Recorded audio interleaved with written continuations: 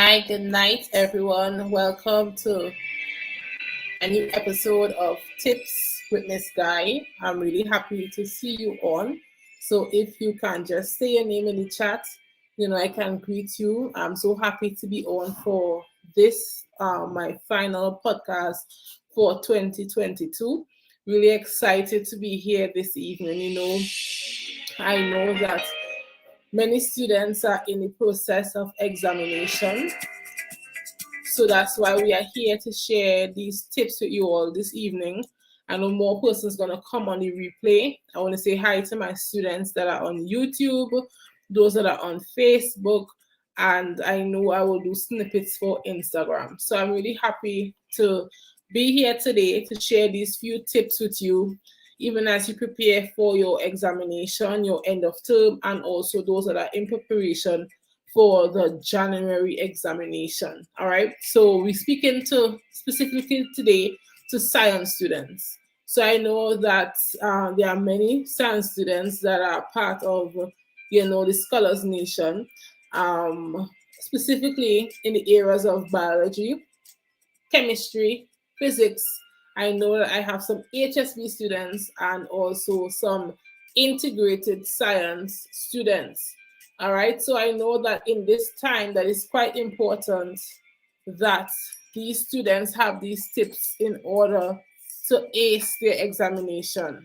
I know most persons think that science is the absolute worst thing that exists.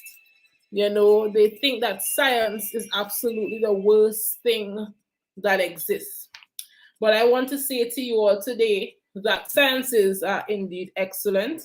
I may be a bit biased. What qualifies me to say that is that I'm a sciencey, right?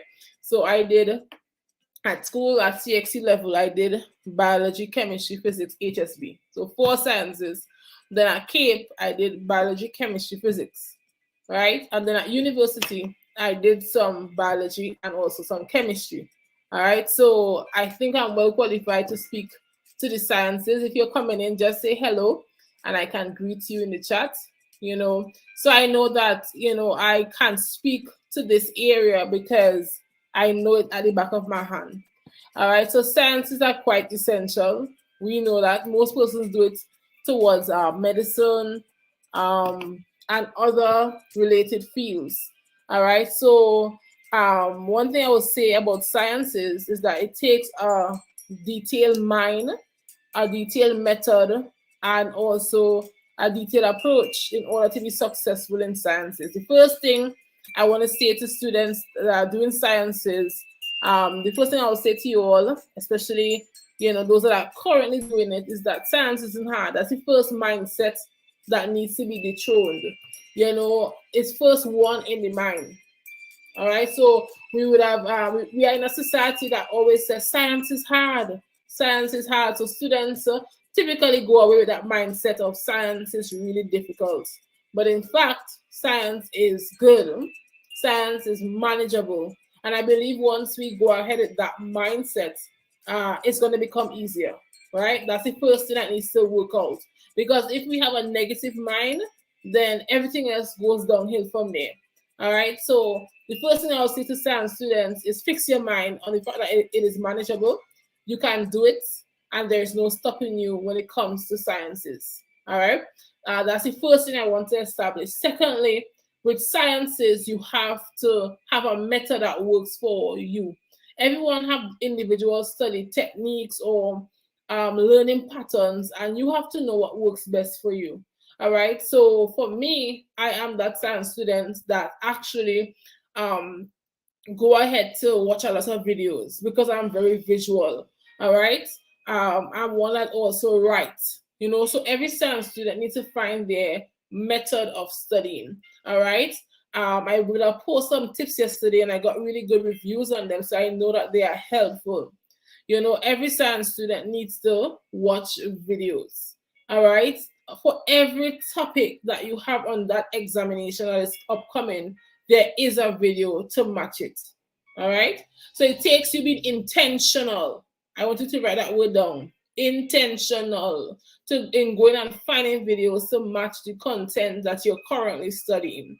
All right, so watching videos are very helpful because it comes as though you're going to have a second class, a third class, a fourth class every time you watch a tutorial video on a specific topic that you are going through. All right, I could say that videos carried me through university. All right, for every topic I sat and I watched videos, and trust me, they get to memory. All right, that's one thing. Then I encourage you to write your study notes. All right, so every science student needs to have a list of definitions. All right, and this applies to biology, chemistry, physics, all the things. All right, all sciences, integrated science. You need to have study notes. All right, I notice it's a trend in this generation where teachers are speaking and students are no longer taking notes. That is a no-no when it comes to sciences. You know, it's very good that you take your notes, all right, even as a teacher is speaking, and then you go back and take notes based on the topics that are in your syllabus. Yeah, so at this stage at CXC and CAPE level, every student should know how to read their syllabus. All right, I could testify when I did chemistry, you know, I was about to fail that thing. All right, that was the trend for most students at that point, and I made up in my mind that I would get that grade of passing. So what I did is that I took the syllabus and then I took my textbook and I wrote notes for every point on the syllabus. All right, and then I did questions to match the points that I would have written. All right, so I had my study notes in point form. Number 1, photosynthesis is the process by which plants make food using water, using carbon dioxide to give you a product of glucose and oxygen. And I wrote that out.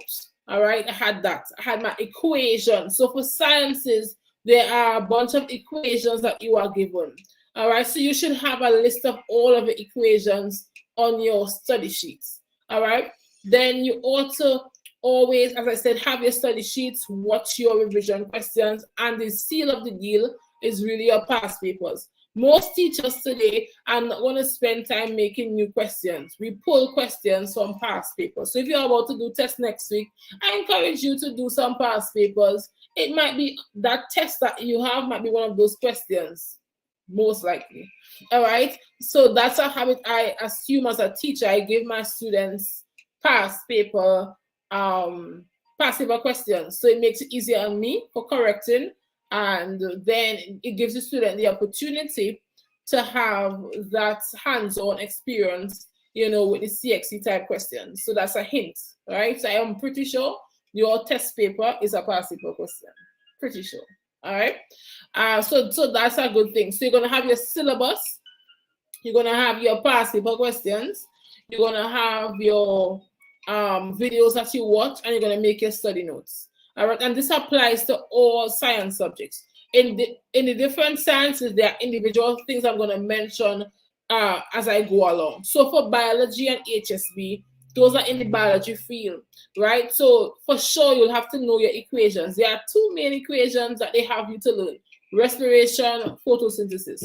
All right, then you have to know how to draw your diagrams. Biology and HSB is made up of a lot of drawing. All right, so ensure that you are drawing your diagrams well in practice. All right, so for example, the diagram of the cell, right? For those that are doing part B of the syllabus, when it comes to maybe diagrams of the heart, diagrams of the lungs, diagrams of the kidney, diagrams of the muscle, whatever it is, learn all of your diagrams that are necessary for each part that you are currently studying. It is quite essential because either they're going to ask you to draw it or label it and annotate it, meaning giving a short definition as to what each label represents. So ensure that you're learning your diagrams with annotations. All right. Once you continue to do that and you continue to do more past papers, you're going to realize the more you practice is the more you are asked and call upon to draw. And the more practice you get, is the more it's going to stick to your memory. Science is studying, science is memory driven, and you have to put in that work in order for you to have your success, right? So that's baseline for all sciences.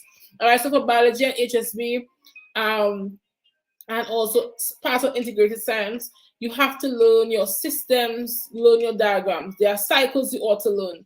For biology and HSB, integrated science, learn your cycles, your water cycle, your nitrogen cycle. You're gonna have to learn your water and nitrogen and your carbon cycle, right? And in some cases, the water, the nitrogen, the carbon, yeah, those three, learn all three cycles and so you have your cycles down. So if you break up your studying in chunks, so you have your diagrams, you have your definitions, you have your cycles, and then you have your systems, right? And then you have all of the different section keynotes, you are sure to be successful in any of these examinations. All right. For chemistry, that's a very, very, very, very important area. I love chemistry. And the study approach is quite simple. All right. You have to learn your periodic table and your trends. All right. For that, you have to write it out. So you write group one, these are the trends. Group two, these are the trends, etc., etc., etc. So you have to be intentional about it. Then you have to learn your reactions. All right. So acid and a base will give you a salt, right? And this and that will give you that. These things are learn all things, and always learn an example. So an acid and a base will give you a salt. For example, hydrochloric acid and sodium hydroxide will give you a salt and water, right? So sodium chloride and water. So learn an example for each one of those reactions. All right. Learn your processes. All right. So you have to learn about exothermic, endothermic, and these things. So there are some equations you ought to learn, some processes you ought to learn. You have to learn the periodic table, your elements, and your trends. All right. And then you have to learn balancing equations and these things. So it's just a system you ought to build around each subject area. And once you build that system, it becomes easy going forward. And then do 1,000,000+ past papers. That's the thing. All right. Once you cover your past papers, you're going to realize when you go to the exam, you're going to be like, whoa, I did this question before, or a question quite similar to it. All right. So that's the approach. And you are mature enough as students to go ahead and to select your past papers and do them. You know, I know some teachers are very grateful when students go the extra mile and will be willing to correct it for you. I did that while I was at school. All right. So you have to be an extra miler. All right. And then you have your physics. I love physics as well. Maybe I had an awesome teacher, but you know, physics is quite simple again. One of my past students who I would have tutored for physics would tell you it's just a pattern that you ought to learn. All right. So you have to learn your definitions. All right. You have to learn your definitions. Then you have to learn your equations. So for example, you're studying on speed. What are the definitions for speed? Right? Learn those definitions. Distance over time will give you speed. For each equation, learn the respective unit that goes along with it. All right. You know, so you're going to have your definitions, your equations, your units. All right. Then in physics, there are laws. So for each topic, you should know the laws of forces, the laws of equilibrium. What's the law of equilibrium? What's the law of thermodynamics? So you have to learn your laws, your equations, your definitions. All right. And once you have those done, I encourage you always to have your study boards. So what you're going to do on each board is that you're going to have one for your 3 subject areas if you're going to be doing 3 sciences. So if you're doing one, have one. And you can put your definitions on one side. You can put your equations for all the different parts of your physics syllabus, right? And then you have your units, all right? You're going to have those as a form of revision and constantly go over these definitions, these key terms, these formulas, these units. And then to seal it all off, You're going to use your past papers. Physics again, repeating, repeating. All right. And then you're going to practice your multiple choice. So you know that most times you have a paper 2 and a paper 1. If you're doing an SBA at school, then you won't have the third paper. All right. But if you do the third paper, you still have to prepare as though you are doing the SBA. All right. So I encourage you to do your past papers. Do your past papers. So both CSEC and for my CAPE students, I'm saying to you today, do your past papers. All right. Hear me again. Do your past papers. It won't hurt to do your past papers. Trust me. All right. And then while doing your past papers, you get the practice.